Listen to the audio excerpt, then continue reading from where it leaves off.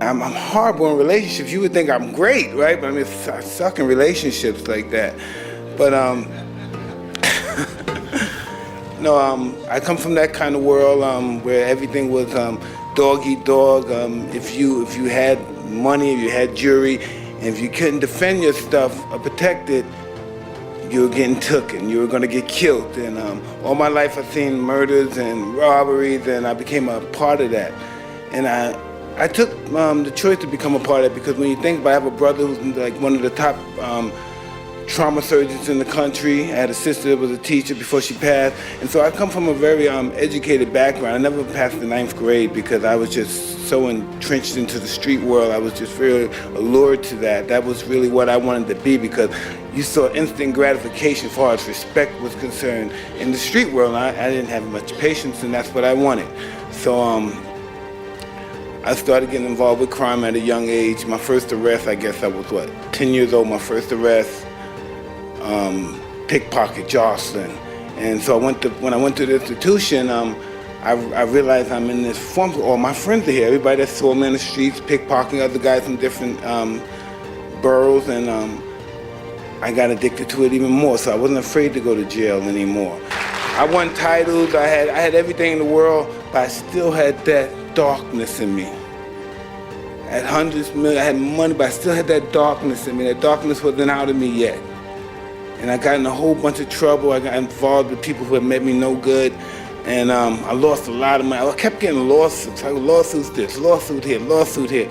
And most of my money I tricked off on lawsuits. You know what I mean? You know what I mean? You could listen. If I spend $250 million on girls and trips and clothes, that's nothing to what I did on lawsuits, okay? So they really got me good with those lawsuits. But I still didn't have peace. Something was, I still had that old darkness from back before.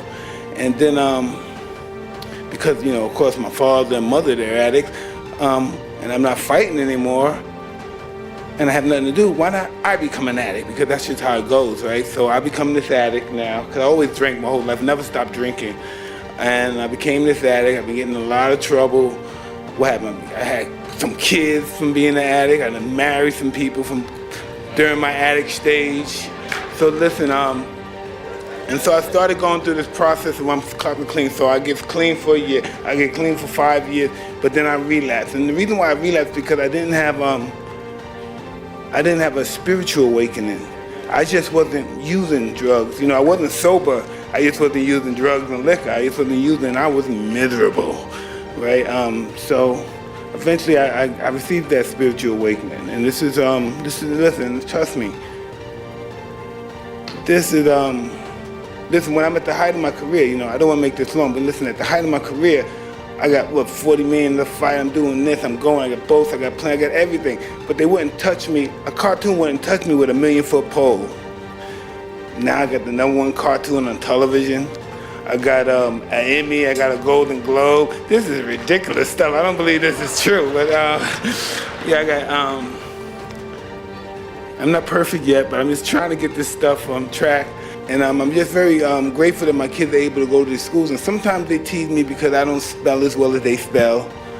And I'm not advanced scholastically as well as they are.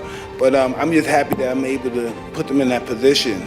And they give me a hard time because they think because I do this, they think I do that, they think I'm a show off. But the fact is, if they had my parents, then they would really have something to talk about.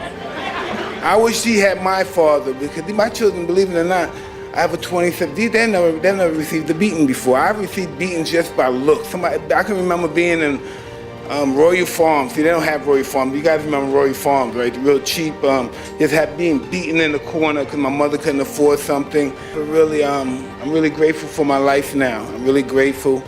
I'm really just by the grace of Allah, I just was able to just do this because I chose I was going to be different. I wasn't going to live that life anymore, and I was going to be the person I wanted to be. And everything I was doing in my past life, I was champ, I had money, that prevented me from being the man that I wanted to be. And I could pretty much say I'm on a course of being the person I want to be.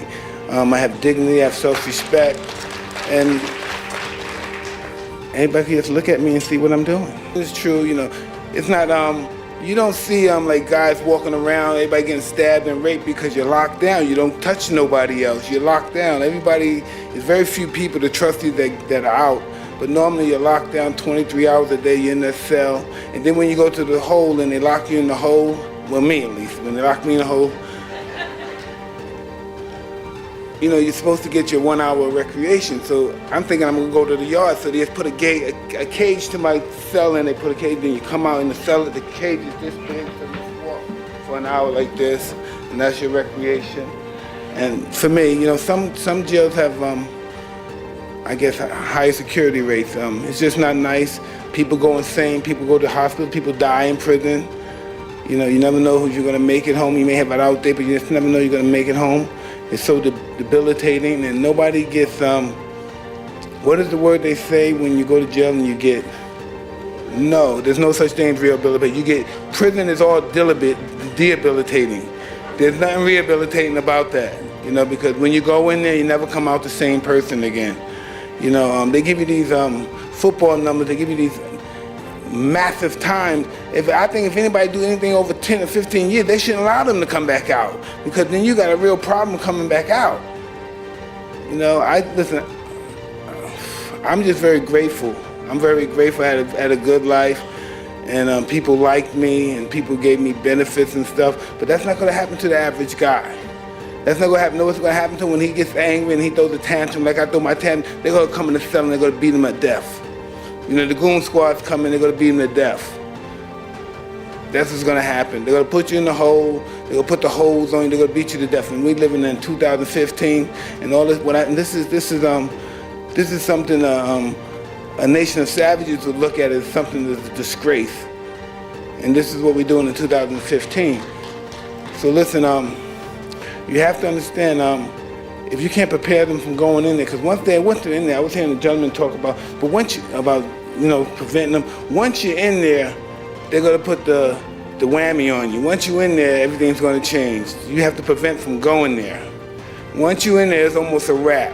You know, some guys may become more articulated, more didactic, they read the books and have, you know, and they're very articulate with their words, but they have their demons in there working. They have their demons, and it's really hard to release those demons once you're in that place. I'm capable of living a godly life. God to me is inconceivable to live a life of God. You know, we can only study his life and hope to be able to be in the path of God, but to live a godly life is inconceivable to me, you know, to me. I just try to do the right thing, you know what I mean?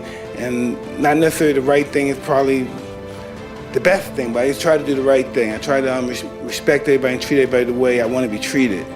You know, I don't have no, I don't care what you're black, white, Christian, I don't care what you are. You know, the only thing I want is respect, because I give respect. That's the only reason why I want it.